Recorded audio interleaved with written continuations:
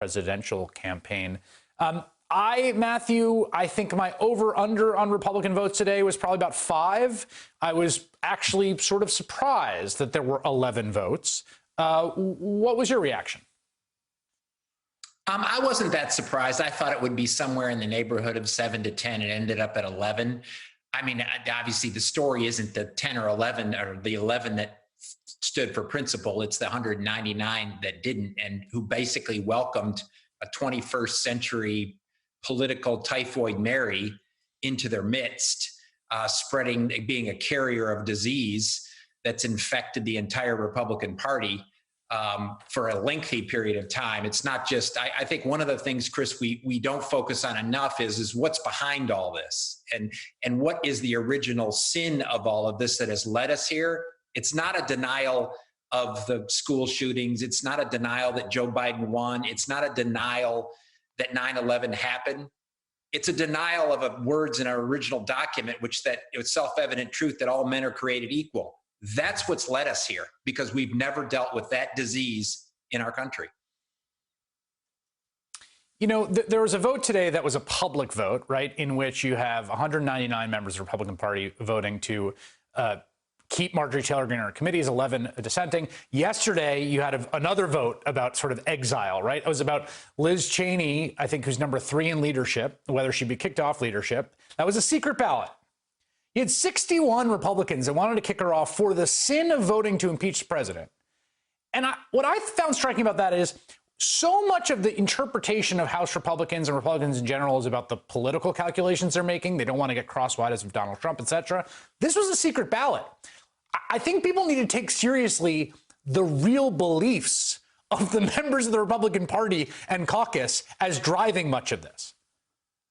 This is not about Donald Trump. Everybody, I mean, so many people talk about the fear of Donald Trump. The Republican leaders and the Republican elected officials Donald Trump's a proxy, and Donald Trump's a proxy for the 80% or 85% of the Republican Party that believes, by and large, what Marjorie Taylor Greene believes. They believe that. And so the fear is a Republican primary voter who's much more aligned with Marjorie Taylor Greene than they are with Liz Cheney. That's the fear. And I think that's the problem in America today. We have a major party that is supported by millions of Americans, not a majority, but millions of Americans who have this same set of beliefs. So you can get rid of Donald Trump, cast him out as a pariah, put him down in Florida. It doesn't solve the fundamental problem in America today, because a smarter, more competent version of Donald Trump will arise and be more dangerous. That's hard to believe, be more dangerous to the country. I guess what the question is, what does solve it, right? I mean, some kind of gatekeeping, some kind of have the factional fight out, have it out, is the only solution, I think. I mean, again, I'm looking at this from an outsider, but that's what it looks like to me. I mean, I think there's many different small things we can do, but I think ultimately we have to deal with what's really behind this, which is we never held the people who wanted slavery accountable and responsible, and we never told the truth in the aftermath. And when Reconstruction failed, by and large, because Abraham Lincoln was killed, when Reconstruction failed, it led to more than 100 years where we finally got to civil rights and voting acts.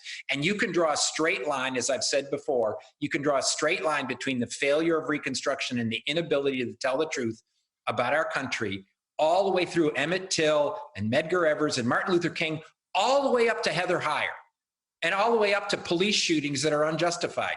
And so that, to me, is the truth Americans finally have to face.